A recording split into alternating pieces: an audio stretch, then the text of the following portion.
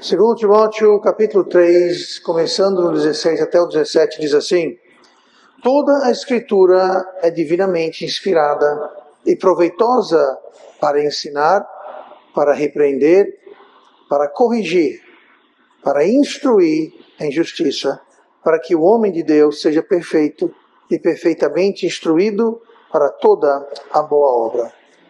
Na semana passada, nós estávamos vendo sobre a necessidade de estar ajustando as velas.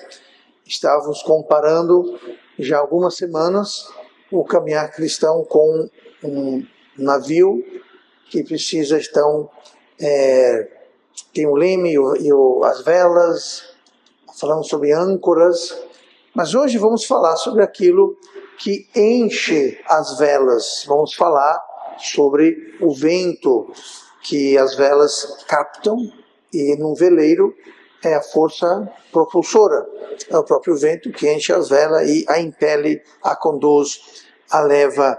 E hoje então, falando sobre esse vento, sobre esse sopro, nosso tema vai ser levados pelo sopro do Espírito. Levados pelo sopro do Espírito. Lembrando que nosso tema maior é crescimento pessoal. Se nós queremos crescer, queremos desenvolver, se nós quisermos alcançar o nosso potencial, tudo aquilo que Deus tem para nós, então nós temos que incluir também, entender também essa questão do sopro do Espírito, desse vento que vai encher as nossas velas e vai então impulsionar, levar o nosso barco adiante.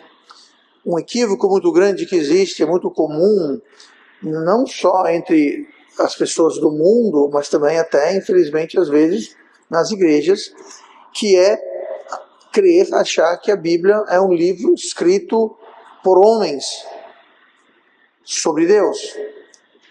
De fato, a Bíblia foi escrita por homens, mas homens santos, que foram divinamente inspirados e guiados, como nós vamos ver hoje. Mas não, a Bíblia, as Escrituras, não se tratam de um livro escrito por homens que falam sobre Deus. É um livro sobre Deus que os homens escreveram, o que eles achavam, o que eles pensavam, o que eles observavam, etc. E esse é um equívoco muito comum e muito perigoso. A Bíblia é literalmente, como nós vamos ver aqui, de acordo com a palavra de Deus, a Bíblia, ele é um sopro de Deus. De fato, a Bíblia é o sopro de Deus que vem através de homens. Segundo Pedro 1, versículo 21, porque a profecia nunca foi produzida por vontade de homem algum, mas os homens santos de Deus falaram inspirados pelo Espírito Santo. Então veja que quando alguém fala, mas a Bíblia foi escrita por homens, claro, não foram saguis, tá? Não foram os pássaros que escreveram, isso é evidente. Tá? Mas aqui fala claramente que a profecia nunca foi produzida por vontade de homem. Quando fala sobre vontade do homem, está falando sobre o conteúdo, a ideia, mas também pela vontade. Se você olhar todos os profetas, e por profetas aqui podemos incluir todos os autores que Deus usou para produzir a Bíblia inteira, os 66 livros, no Velho e o Novo Testamento, todos eles pagaram um alto preço. Todos eles. Então, quando fala aqui vontade de homem, entenda, não tinha ninguém dizendo, ei, Deus, manda eu, use a mim, Deus, eu. Ninguém está fazendo filho, não tinha concurso, ninguém está brigando, porque o preço que esses homens santos pagaram por receber o sopro e transcrevê-lo foi um preço muito alto, e muitos pagaram com sua própria vida. Não foi algo barato, ou algo que o pessoal está fazendo fila, não. Então não foi vontade do homem, no sentido que não foi o homem que bolou essa ideia, e também o conteúdo, as palavras, o teor da Bíblia não vem de homem algum, mas aqui fala, mas os homens santos de Deus falaram inspirados pelo Espírito Santo. Então, não foi eles que decidiram escrever e o que escrever, mas eles foram inspirados. Eu quero ler aqui esse 2 Pedro 1:21, só que eu vou ler da versão LTT, tá? Literal do texto tradicional, que fala a mesma coisa, mas dá um entendimento mais amplo. Diz assim: porque não por vontade de homem algum foi trazida no tempo passado profecia nenhuma, mas sob o Espírito Santo, estando sendo controlados e movidos, falaram os santos homens de Deus. Então isso aqui é uma tradução muito mais próxima de uma transliteração do grego, em que Pedro aqui está usando, mas o sentido é esse: eles foram controlados e movidos. Essa palavra inspirados, que a gente lê aqui no versículo 21 da ACF, usa o termo inspirado. O LTT usa controlados e movidos, mas é a palavra grega phero. A palavra grega phero é a base de uma outra palavra grega, pheromenoi. Phero, aqui é inspirado, e pheromenoi é outra palavra, não é essa palavra que está na Bíblia, mas no grego clássico existe uma palavra, pheromeroi, que tem como base o phero, que é traduzido no ACF como inspirado. E essa palavra pheromenoi é uma palavra usada para descrever um navio sendo levado pelo vento, sendo soprado. Então, literalmente inspirado é isso, ó. Esses homens de Deus foram levados e movidos, inspirados por Deus. Deus soprou. O sopro do Espírito Santo. Sem remar, sem resistir, o barco é apenas conduzido pelo vento. Eles não estavam controlando as velas, o leme, os remos, nada. É quando um barco simplesmente está, eu não vou dizer à deriva, porque um barco à deriva geralmente está parado, né? Mas é ele sendo levado, guiado, direcionado. Mas usa essa palavra, a palavra central da palavra é a palavra inspirados. E assim as Escrituras vieram até nós, não por ideia, ou gênio, ou plano religioso, não por esforço humano, mas sim porque o Espírito Santo soprou. Eu espero que vocês apreciem esse sopro. Eu passei a tarde inteira praticando para dar o efeito perfeito. Mas enfim, então o que nós temos em mãos aqui não é literatura sagrada, não é um livro religioso. O que nós temos aqui são palavras que Deus inspirou, moveu e guiou homens santos que pagaram alto preço, homens piedosos e obedientes e submissos a Deus. Foi através deles que nós temos essas palavras que Deus exalou para esses homens santos trazer para nós. Então, o que nós temos aqui, irmão, é o próprio Deus, isso aqui, é o próprio Deus soprado, exalado. Nós já sabemos que a palavra de Deus é Jesus Cristo. Do mesmo jeito, quer conhecer Deus? Está aqui, ó. Deus, Jesus Cristo, o Espírito Santo, tudo a mesma coisa. É o mesmo Deus triuno. Mas vamos ver hoje então, a respeito desse vento, desse sopro do Espírito que nos leva, que deve encher as nossas velas, deve nos guiar, impulsionar para frente. Então, olhem para 2 Timóteo 3,16, que nós acabamos de ler agora há pouco. Vou ler mais uma vez, só vou ler o 16 dessa vez. Toda a Escritura é divinamente inspirada. Qual é a origem desse sopro? Bom, aqui fala que ela foi divinamente inspirada. Essa palavra, essas duas palavras, divinamente inspirada, ela na realidade é a tradução de uma palavra grega, que é a palavra theopneustos. Theopneustos tem theo, que é Deus em grego, aí tem pneustos. Esse pneu vem de pneuma, que significa espírito ou sopro. No português nós temos a palavra pneu. Pneu de um carro, de uma moto, de bicicleta, o pneu está cheio de quê? Ar. Então, pneu, que é traduzido como espírito, é justamente ar, vento.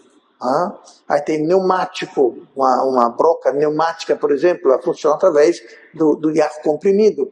E assim por diante. Mas essa palavra theopnestos quer dizer inspirada por Deus. Então, foi Deus. De onde vem esse sopro? Esse sopro vem de Deus. É o próprio Deus que sopra. Literalmente é Deus que soprou. Não é inspirado no sentido de, por exemplo, um poeta, um compositor inspirado por uma musa ou um sentimento, ou um muso também, para sermos igualitários, muso ou musa. Não é isso. Não é que teve inspiração nesse sentido. Essa inspiração quer dizer soprada dos lábios de Deus, não que Deus tenha lábios, porque Deus é Espírito, mas foi da própria boca de Deus que foi soprado. Antes de haver papel, antes de haver tinta, antes de haver sopro do Criador, a palavra de Deus já existia. Ela sempre existiu. Falaremos um pouquinho mais sobre isso. Aí nós temos em Gênesis um trecho interessante, de Gênesis 2:7, onde está escrito: e formou o Senhor Deus o homem do pó da terra. E fez o quê?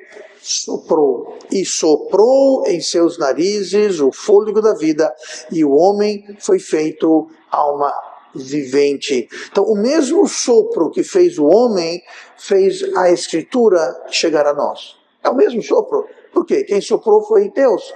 Quem formou Adão do barro e soprou foi Deus. Quem soprou, inspirou, moveu, trouxe homens santos, usou homens santos para trazer o sopro, a escritura, a palavra para nós. Deus, o mesmo sopro. O mesmo sopro que fez o homem, fez as escrituras descer do céu. E sim, as escrituras estavam no céu. Não foi uma questão que Deus decidiu um dia parar e bolar, soprar as escrituras. Lá no Salmo 119, no versículo 39, deixa bem claro: para sempre, ó Senhor, a tua palavra permanece no céu. Aqui está dizendo que para sempre a palavra de Deus esteve no céu. O que é para sempre? É a eternidade. Nós mencionamos recentemente que eternidade implica o quê? Eternidade implica que não tem presente, não tem passado, não tem futuro. Passado, presente e futuro se refere a tempo cronológico. Eternidade é justamente o oposto. Não tem tempo cronológico na eternidade. O para sempre na eternidade não tem passado, presente e futuro. Então, quando fala aqui, para sempre, ó Senhor, a tua palavra permanece no céu, quer dizer, para sempre, ó Senhor, sua palavra sempre existiu no céu. Ela simplesmente foi descendo aos poucos, e hoje, nos nossos dias, nós temos o privilégio e a grande bênção de ter toda a palavra de Deus descida, contida e inspirada, soprada aqui entre essas duas capas de Gênesis e Apocalipse.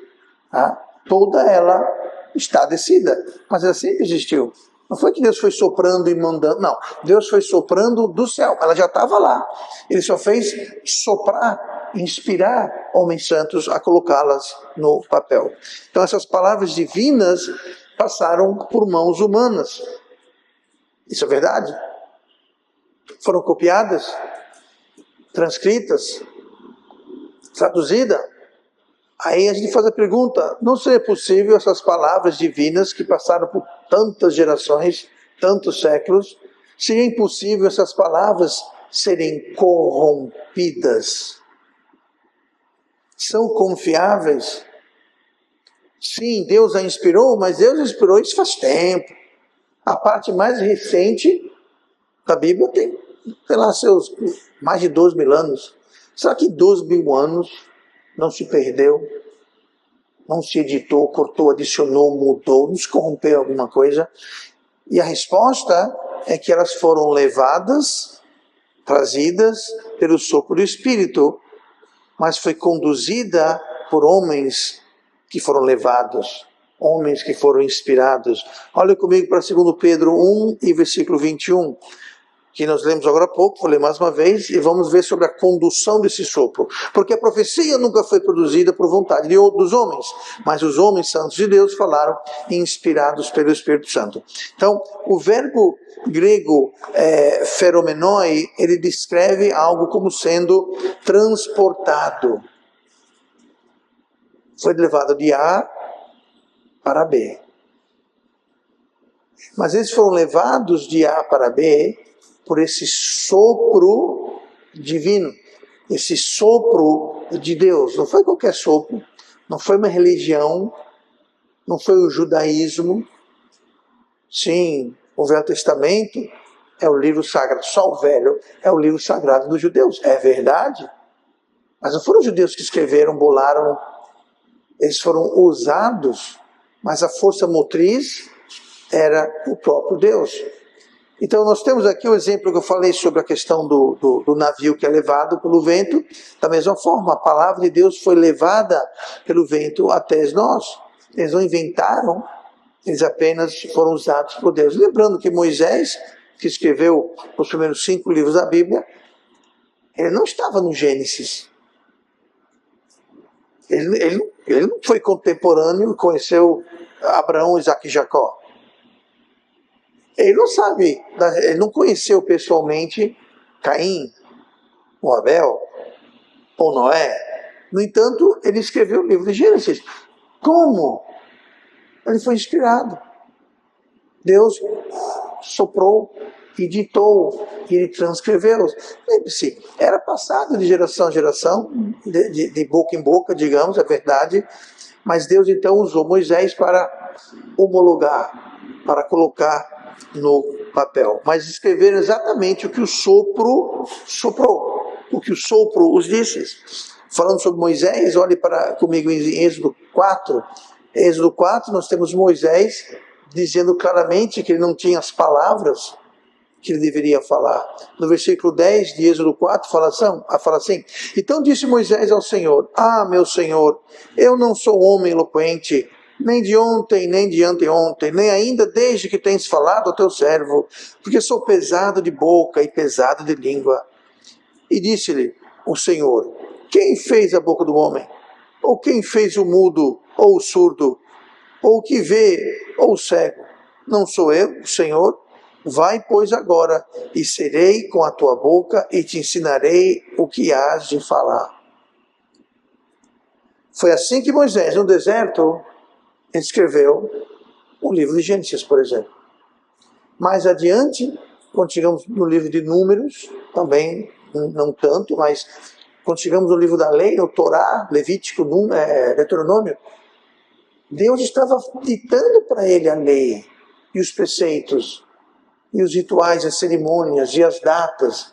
De onde que Moisés tirou isso? Era Deus soprando para ele.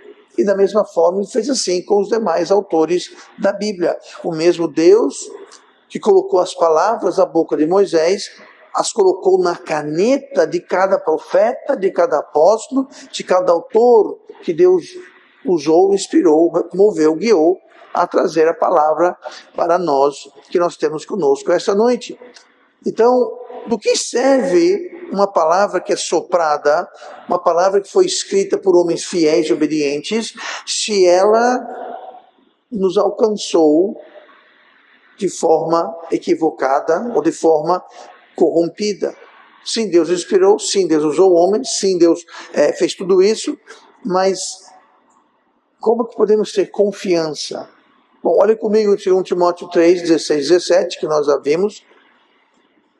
Mas vamos voltar para lá. Eu quero concentrar agora na segunda metade do versículo 16 e no versículo 17. Toda a escritura divinamente inspirada, tudo bem, e proveitosa para ensinar, para repreender, para corrigir, para instruir em justiça, para que o homem de Deus seja perfeito e perfeitamente instruído para toda boa obra. Qual o propósito desse sopro? Tá? Deus soprou, Deus trouxe para nós, preservou os homens santos, mas do que adianta isso? Qual o propósito? Deus não soprou as escrituras para entreter os curiosos. O que será que Deus acha sobre isso ou aquilo? Deus não soprou as Escrituras para alimentar debates teológicos ou fundar movimentos religiosos que iam se debater e literalmente muitas vezes se matar. Deus mandou, soprou, o propósito do sopro é para que o homem de Deus seja transformado. Nós temos 4 coisas aqui. Ele é útil para nos trazer doutrina, ou seja, o que nós vamos crer. Mas eu creio assim, eu creio assado. Nós não devemos crer nem assim e nem assado, nós devemos crer de acordo com a palavra de Deus. É divinamente inspirada, proveitosa para ensinar. Ensinar o quê? As doutrinas. Doutrina que eles ensinam. Então, é a partir das escrituras inspiradas, preservadas, que chegaram até nós, é que nós devemos construir aquilo que nós cremos, nosso corpo de fé. É para redarguir. O que redarguir? É mostrar aonde estamos errados. Então, vai nos ensinar o que crer, para nos corrigir, nos redarguir, mostrando o que está errado. É usada para correção. Então, uma coisa é mostrar o que está errado. Mas correção, pastor, não é a mesma coisa? Não. Redarguir é mostrar você está errado nisso. Corrigir é como você vai sair do erro e para o caminho certo. Então, redarguir é mais ou menos teoria. Você está errado nisso. Corrigir é você levar para o caminho correto. É você redirecionar para o caminho correto. Então é útil para ensinar a doutrina, redarguir, corrigir. Aí fala instrução em justiça. O que é isso? É como devemos viver. Como devemos caminhar. Como devemos nos proceder aqui, nessa vida, nessa terra. Então, não é tanto um alvo intelectual, tão somente, mas é um alvo que é de formação espiritual. Não temos aqui informação intelectual, mas sim formação espiritual. Esse é o motivo que Deus soprou, preservou, enviou o sopro para cada um de nós. O propósito do sopro é transformar em novas criaturas que conhecem a doutrina correta, que são corrigidos e mudam seus caminhos e têm justiça em como instruir e transformar a nós. A palavra de Deus tem um poder transformador, não só de transformar uma pessoa perdida caminhando do inferno para uma pessoa salva caminhando do céu, mas transformar a nossa vida, o nosso caráter, a nossa personalidade aqui na terra. Se você olhar comigo em 2 Reis capítulo 22, nós não vamos ler de lá, mas só vou dar referência para quem quiser ler depois. 2 Reis 22, 22, mas do versículo 8, mais ou menos do versículo 12 ou 13, conta a história sobre o rei Josias. Naquela época, o pai do rei Josias foi um péssimo rei, a terra estava toda corrompida, falsas religiões, e eles tinham perdido a palavra de Deus. Ela estava perdida, ninguém sabia onde é que estava, ela sumiu. Mas Deus que prometeu preservá-la, sabia que ainda existia. Então, o rei Josias foi um bom rei, mandou eles limparem, tirarem os entulhos, tirar as profanações do templo de Deus, e lá no meio da bagunça toda, eles encontraram a Bíblia, encontraram a palavra de Deus, e foram para o rei e disseram para o rei: rei, achamos o que se havia perdido. Depois de anos e anos e anos de negligência do seu falecido pai, foi profanado o templo, a nação inteira se desviou de Deus e ninguém mais sabia onde é que estava. Pois achamos. A palavra de Deus não vai ser destruída. Ela permanece para sempre. Mas enfim, então o que aconteceu? Eles acharam a lei no templo e o que foi a reação de Josias? Ele rasgou as suas vestes. Por quê? Porque ele leu a palavra soprada e aquilo causou nele arrependimento. Ele rasgou suas vestes como um sinal de arrependimento e contrição, que era comum naquela época. Então a palavra de Deus produz o quê? Arrependimento. O que é arrependimento? Arrependimento é uma mudança no modo de pensarmos que gera uma ação concreta. Então houve arrependimento, que veio do quê? Dele ler a palavra, ele ouviu a palavra, aquilo causou arrependimento e ele mudou. Ele não tentou debater o texto. Ele não chamou os estudiosos para ver exatamente o que isso quer dizer, faz muito tempo que está enterrado, vamos produzir um texto novo, uma tradução moderna, com linguagem mais apropriada. Ele não fez isso. Ele leu, aquilo tocou no seu coração, tocou no seu espírito, aquilo o comoveu, ele se arrependeu, rasgou suas vestes e deu ordens para que o templo fosse reformado, reconstruído. Mas o sopro transforma. O sopro transforma, mesmo aquele sopro que foi soprado há séculos, como nós temos aqui.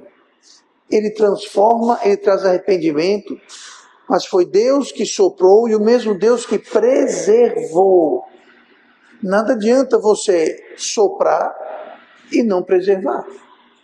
Nada adianta Deus ter usado tantos homens que pagaram um preço tão caro, se a Bíblia no meio do caminho fosse corrompida, ou sumisse, ou reaparecesse de forma corrompida. Então o sopro não adiantou de nada. Então a inspiração e a preservação são dois lados da mesma moeda. Por isso que é tão enganoso, tão equivocado, é tão lastimável quando nós temos tantas versões da palavra de Deus. São versões que, além de desnecessárias, são versões que são corrompidas. Como é que sabemos, pastor? Porque elas se contradizem entre si.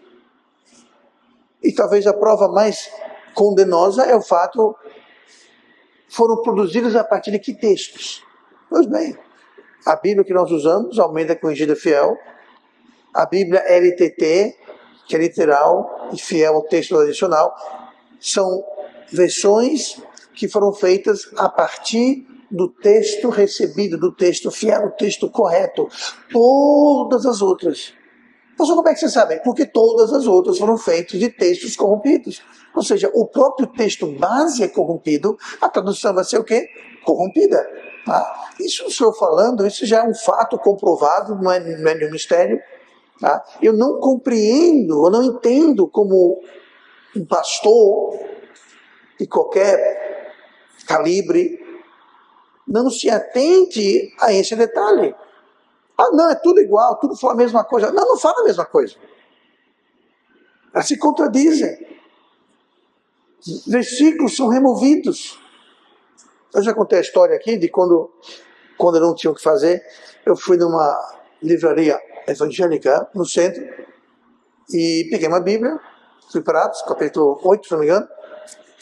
O versículo era 9, eu não lembro, mas anyway, a questão é, lá diz versículo 36, 37, 39, aí eu, moça, aqui, está com defeito essa Bíblia. Está faltando um versículo. Ela olhou, está faltando mesmo. Vamos pegar outra aqui. Está faltando. Eu falei, como é que pode estar faltando versículo? Quem tirou o versículo? Eu não fiquei para debater com ela, mas eu acho que eu joguei uma semente ali para ela entender o que estava acontecendo. Tá? E não é um versículo, existem vários versículos retirados, palavras retiradas, partes que foram mudadas. Tá? Então, assim, não é uma coisa, frescura. Não é algo sério. Deus inspirou, mas Deus também preservou. E essa proliferação de traduções que tem tantas, hoje, em português eu nem sei quantas são, deve ter uma dúzia. No inglês são mais de 100, pra você ter uma ideia. Mas tudo isso começou, sabe quando? Há uns 100 e poucos anos atrás. Até 1800 alguma coisa. Até então, só tinha uma Bíblia em cada língua. No português, no espanhol, no inglês, no francês, no alemão. Uma versão. Aí, em 1890, apareceu esse movimento que foram achados esses textos mais melhores, gostou? Os textos melhores. E não eram textos melhores, eram literalmente textos mais antigos, sim. Mas por que mais antigos? Porque foram encontrados literalmente no incinerador dos monastérios, no lixo. Foram textos que foram rejeitados, que tinham erros. E naquela época, era tudo na caneta. Então, se você cometia um erro, tudo aquilo era jogado fora e começava do zero. Você tem uma ideia. Então, cometeu um erro, joga fora. Joga fora. E muitos eram jogados descartados. O que acontecia? Ficavam empilhados lá. Não tinha ninguém usando. Você que ganhou uma Bíblia 10 anos atrás e ela está novinha. Só vergonha, sabia? Pastor, eu ganhei aqui na igreja uma Bíblia 10 anos atrás. Deixa eu ver ela. As páginas estão coladas ainda. Igual a Bíblia do Júnior. Está tudo colado assim, colado, novinho. Não tem uma marca, não tem nada. Está novinho. Por que está novinho? Porque não foi usado. Não tem uma dobra na cara, não tem nada, está novinho. Olha aqui, o dourado está aqui. Por quê? Porque nunca foi usado. Era a questão desses melhores textos. Duraram tanto tempo porque foi jogado fora e esquecido. Enquanto os textos originais, os bons, eles eram lidos, relidos, não tinha tudo assim num lugar só, então eles mandavam para essa igreja, ia para aquela, emprestavam, trocavam, eles viajavam. O que acontecia? Ficavam velhos, se acabavam e desapareceram. Então, essas versões modernas são todas feitas a partir desses textos que tiraram do lixo. Mas são os mais antigos. Gente, nem tudo que é mais antigo é melhor. Muita coisa, quanto mais antigo, melhor, eu entendo. Mas não essa questão aqui não, gente. Os melhores textos eram usados e abusados. Tá? Eu tenho uma Bíblia, que eu aposentei ela, porque ela estava literalmente com a capa caindo, coisa solta. Agora, uma pena, tem muita anotação, muita coisa arriscada. Eu ainda guardo por esse motivo. Mas o que indica uma Bíblia assim? Ela foi o quê? Usada. Usada. Tá? Você fala, pastor, essa sua Bíblia aí está tão novinha. Não é da sua conta. 2, é uma Bíblia nova. Tá? É uma Bíblia nova e eu só uso ela para pregar. Tá bom? Então essa é a minha desculpa. Eu tenho ela há alguns meses apenas. Tá? Então, não julgue, minha gente. Não julgueis para não ser julgados. Pronto. Vou fazer minha defesa aqui. Tá? Mas, então, nós temos que entender que o mesmo sopro que nos trouxe a palavra é o mesmo sopro que preserva e guarda a palavra. Essa continuidade. Isaías 40, versículo 8. Seca-se a erva e cai a flor, mas a palavra de nosso Deus subsiste eternamente. Note, subsiste eternamente, ou seja, sempre existiu. Não é que ela vai subsistir de hoje em diante, não, ela sempre existiu. Ela é eterna. A palavra de Deus, ela foi, digamos, o livro de João. O livro de João, ela desceu para a gente no primeiro século, através do apóstolo João, mas ela sempre existiu no céu. Ela sempre existiu na eternidade. Tá? Você fala céu, entenda eternidade. Então, se Deus soprou a palavra perfeita, faria sentido ele preservar a palavra perfeita e não que ela se perdesse durante a história. Então, mesmo Deus que soprou, ele guardou. No Antigo Testamento, isso foi feito através dos masoretas, fiéis. Os masoretas eram um grupo de onde tem o termo, os textos masoréticos. Esse grupo, os masoretas, eles tinham essa função, eles preservavam, copiavam, replicavam fielmente o texto para ser repassado. No Novo Testamento foi feito um pouquinho diferente, ele foi feito efetivamente pelas assembleias, as igrejas locais, apesar das perseguições, e não estava, como eu falei agora há pouco, tudo compilado, bonitinho num livro só. A carta de Romanos era o quê? Era uma carta. O apóstolo Paulo escreveu uma carta para os romanos. Mas não foi só os romanos que liam aquela carta. Ela era copiada fielmente e distribuída, mandada. Então, nem toda igreja, aliás, que eu saiba, nenhuma igreja tinha todo o Novo Testamento. O Velho tinha, porque já havia vários séculos que Deus soprou. Mas o Novo Testamento, que eu saiba, não havia nenhuma igreja no Novo Testamento que tinha todos os livros do Novo Testamento em posse deles. Então, eles iam, trocavam, e assim a coisa. Então, assim que foi preservado, assim que foi copiado, replicado e espalhado. E o que nós temos hoje é uma compilação desses textos que foram traduzidos. Interessante é que o primeiro movimento da tradução para as linguagens do homem comum se deu na Europa, porque a Europa era o centro do mundo naquela época. América do Sul, América do Norte, não tinha a população nativa, evidentemente, mas o mundo cristão, tanto do bem quanto do mal, se encontrava na Europa. E foi da Europa que se partiu e começou a grande época dos descobrimentos, que os países saíram para descobrir as Américas, a África, a Índia, né? Eles sempre estiveram lá. Então, esses colonizadores, eles levaram junto com eles o quê? A palavra de Deus. Então, você vê a importância de, antes de começar esse movimento de descobrimento, foi dado para os países da Europa uma versão na linguagem comum do homem. Tá? No português, chamamos ACF, que é o Almeida Corrigida Fiel. Quem é o Almeida? Almeida foi um padre católico, mas se converteu, foi salvo, fugiu, e foi ele que traduziu a versão que nós temos hoje. Não é essa exata, porque aquela tradução se perdeu, mas foi feita outra tradução usando os mesmos textos e o mesmo modo de tradução, mas é efetivamente o que nós temos hoje aqui.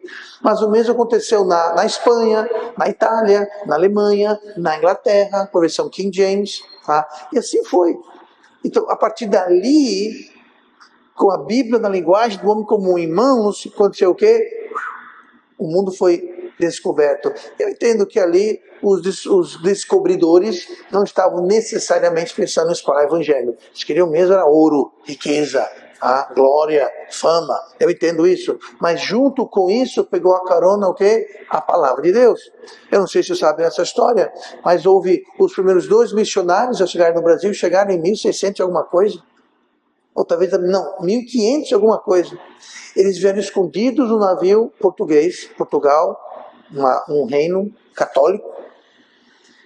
Eles foram descobertos, foram julgados, mandados de volta para a Europa e foram executados. Mas veja o zelo desses irmãos que se infiltraram no navio inimigo, porque os católicos tinham ali o padre que chegou no Brasil, sabemos, o padre Anchieta, uma das primeiras coisas que fez foi o quê? Ter uma missa. E começaram então a evangelizar e converter os índios na marra, pela espada, a força. Isso é bem diferente do que nós temos aqui na Bíblia. Mas enfim, foi assim que veio. Na Era Moderna, os primeiros missionários que chegaram no Brasil, no Rio de Janeiro, era um casal da igreja presbiteriana, tá? Mas chegaram no começo do século. Enfim. Mas foi então dizimado, foi espalhado pelas igrejas locais. E até hoje nós temos tradutores. Eu tenho um colega, o irmão Nibi, que trabalha na Romênia, e ele foi instrumental em traduzir toda a Bíblia para a linguagem romena. Não tinha trechos aqui e ali, mas isso começou há 40 anos atrás. E, se não me engano, ele concluiu esse trabalho. Eu acho que ele nem está mais na Romênia, está em Israel hoje. Mas, enfim. Então, até hoje existem pessoas, nem toda linguagem tem. Estava falando com o irmão Eugênio, na linguagem Fante, não é isso, irmão? Foi concluída a tradução?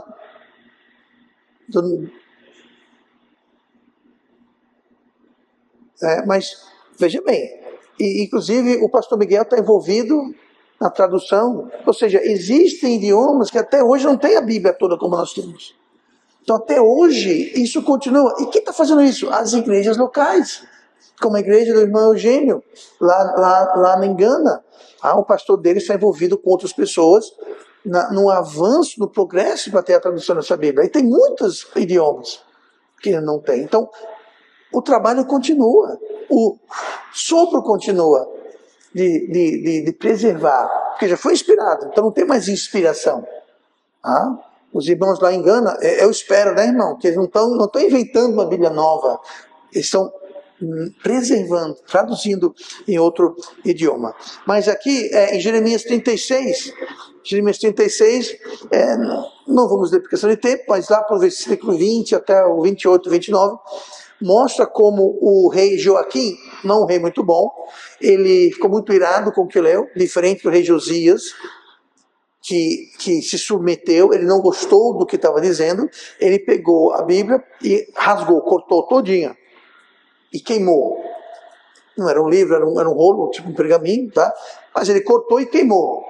Muito bem. E lá você vai ver que apesar de os homens poderem cortar, queimar, tentar apagar, o sopro não apaga, porque o sopro é divino, ele é inspirado e ele é preservado. E Deus ordenou, falou pro profeta, pegue outro rolo. Ah, ele queimou esse? Não, pegue outro rolo. E eu vou soprar o que eu soprei naquele. O mesmo sopro, o mesmo Deus, a mesma palavra.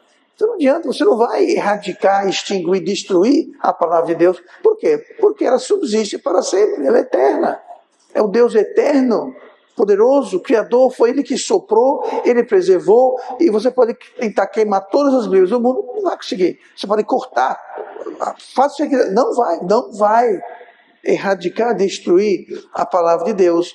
E essa palavra que foi cortada e queimada foi reescrita pelo mesmo sopro, porque o sopro não morre. Se o sopro vem de Deus, se homens foram levados por ele, se a palavra transformou vidas, preservou o sopro, então a nossa confiança deve ser total quanto ao alvo e o motivo que Deus soprou e preservou a sua palavra. E essa é a responsabilidade de também passar adiante. A palavra de Deus serve para quê? Para nos ensinar, nos corrigir, mostrar como viver e, acima de tudo, como ser salvos. Como eu digo uma coisa, séculos atrás, Deus soprou, enviou, moveu homens santos para chegar até nós. Aí vamos fazer o quê? Nossa, que bacana! Eu tenho a palavra de Deus. Muito sangue foi derramado, muita vida destruída, muito sofrimento, muita perseguição. O Deus Criador do céu e da terra inspirou e preservou. E hoje eu tenho para servir como um enfeite, como um acessório. É isso? Não. Nós devemos agora pregar. Ah, pastor, mas não sou pregador. Você é pregador. Você prega com suas palavras e você prega com a sua vida, seu testemunho. Seu testemunho. Nós estamos pregando para todos aqueles que têm acesso à nossa vida. Vizinhos, família, amigos, colegas, enfim. Estamos pregando. Estamos brilhando a nossa luz para que os homens vejam e façam o quê? Glorifique nosso Pai que está no céu. Nós devemos sim levar a palavra, evangelizar. Perguntar para alguém. Aí, psite, você sabe, se você morresse hoje, você é para o céu? Não estou interessado. Tudo bem, gente.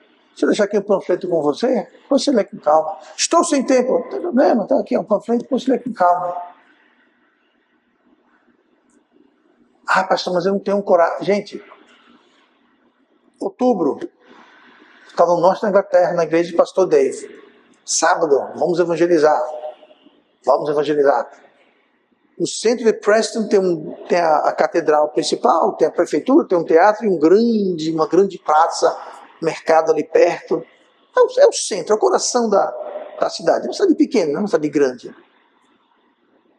E nós vamos evangelizar lá. Nós damos graças a Deus quando alguém ao menos recebe um panfleto. A maioria, não quero. E são os educados. Muitos me deixam em paz. Não quero isso. Só a pessoa aceitar um panfleto, você já está obrigado, Senhor Jesus, a conseguir um panfleto para alguém. Eu consegui falar com 2 pessoas. Faço o evangelho. Até falei, opa, que bênção. Só que uma era um homem que estava lá esperando para encontrar os filhos, que a esposa eram separados. Aí chegaram lá e ele teve que ir. Aí não deu para concluir a conversa. Tudo bem, está aqui o panfleto, leio, qualquer coisa, tem o endereço da igreja aqui perto. Pronto. E o segundo também foi algo assim, comecei a falar, mas aqui no Brasil, minha gente, é uma maravilha. Eu já contei nos Estados Unidos que eu já cheguei a fugir da polícia. Alguém aqui já fugiu da polícia para evangelizar? Não. Eu já estive evangelizando alguém para um camburão, saltou um monte de guarda armado, todo mundo mão para cima. Aí eu falei, né? Aí ele falou, você não, o senhor pode ir. Aí eu falei, muito certo, muito bom, muito bom. Talvez porque eu estava usando uma camisa, não estava cheio de tatuagem nas costas, né? Diferente dos demais. Mas ninguém nunca me incomodou evangelizando aqui no Brasil. Isso para dizer o quê, minha gente? Deus fez chegar a sua palavra inspirada, preservada, para quê? Para a gente falar que tem? Não. É para nos ensinar, nos redarguir, nos corrigir, nos mostrar como viver, para que a gente possa ir e pregar com nossas vidas e com nossas palavras, com o nosso testemunho e sim com a nossa presença na sociedade, nas praças, nas casas, nas escolas, nas prisões, nos hospitais. Alguns lugares está mais complicado hoje, mas sabe o que é bem simples? A rua, a calçada, a praça, as portas. Deus nos deixou sua palavra, não foi para a gente ficar usando ela como acessório de ir para a igreja, não. Pronto, agora estou pronto para ir para a igreja. Não. Agora vamos ver o quão espiritual que eu sou. Uma dica, quando você vai evangelizar, eu pessoalmente, eu não levo uma Bíblia aqui. Por quê? Muita gente vê você chegando com isso aqui, ó, fogem, correm, já se preparam. É verdade. Você vindo lá de longe, está vendo, você vindo falando com o povo, aquela Bíblia de 30 quilos debaixo do braço, já está se fechando, já está dizendo não, já está bolando o que ele vai dizer para você que não está interessado. Não faça isso, não tem para que isso. É uma dica. Mas enfim, a Escritura é soprada por Deus, origem divina, não humana. Ela é conduzida pelo Espírito, por homens que foram levados, não escreveram vontade própria. Ela transforma os homens, tanto os que são usados para colocá-lo no papel, como a qualquer homem ou mulher que a aceite e aplique em suas vidas. Ela transforma. Mas ela também foi preservada por Deus. Preservada. E eu vou ler 1 Pedro 1, versículo 23 a 25, eu vou encerrar. Sendo de novo gerados, não de semente corruptível, mas de incorruptível, pela palavra de Deus. Veja bem, aqui está falando sobre salvação. Essa semente está falando da palavra de Deus, que é incorruptível, pela palavra de Deus. Viva! A palavra de Deus, ela é viva e que permanece para sempre. Porque toda carne e é como a erva, e toda a glória do homem como a flor da erva, secou-se a erva, caiu-se a sua flor. Ele está citando Isaías. Mas a palavra do Senhor permanece para sempre, e esta é a palavra que entre vós foi evangelizada. Foi evangelizada entre nós para quê? Para agora a gente ir e evangelizar. É por isso que nós chamamos evangelização. É a palavra viva, a semente incorruptível, que não muda, que foi preservada, que nós temos em nossos corações, nós levamos agora para que outras pessoas, assim como eu e você ouvimos, como eu e você chegou a nós, que nós sejamos instrumentos soprados, levados, movidos. Essa é a importância do tempo de evangelização. Nós somos movidos, assim como os homens santos, que antigamente foram inspirados, movidos, levados pelo Espírito. Pois bem, hoje nós não estamos escrevendo, mas nós estamos o quê? Levando. É um papel tão importante quanto o do profeta. Porque do que adianta o profeta dar a sua vida, sacrificar tanto para escrever, alto custo ser preservado, aí chega a mim e não faço nada. Nós fazemos parte dessa corrente. E se nós, como elo, falhamos, a corrente para conosco. O evangelho chegou até mim. Morreu. Um dia daremos conta disso. Uma das coisas que eu mais tenho orgulho santo, vocês vão entender por quê, da minha vida cristã, é o fato que 2000 alguma coisa, eu não lembro exatamente que ano foi. Eu estava num parque, numa praça pública, e eu, a irmã Simone, as crianças, encontramos um casal. Ela brasileira, ele angolano, mas angolano de origem portuguesa. Havia morado no Brasil já, ele, mas estava morando na Inglaterra. E ali no parque, conversando, eu levei ele e a Cristiane. Ele é o Omar e Cristiane. Eu levei eles a Cristo. Eles vieram para a nossa igreja, a igreja que eu frequentava, eu não era pastor da igreja, tá? Foram para a igreja, ficaram indo para a igreja, foram batizados, cresceram, trabalharam na igreja. Nós fomos visitá-los agora, quando a gente estava lá em outubro, nos encontramos com eles. Hoje, faz algum tempo já, hoje o Omar é capelão em um dos grandes hospitais de Londres. Ele se formou em teologia, fez o concurso, passou, já foi convidado para a igreja metodista, para a igreja anglicana. Ele fala, não. Ele é independente, é batista, mas ele não vai se filiar com essas denominações que francamente já deram o que tinha que dar.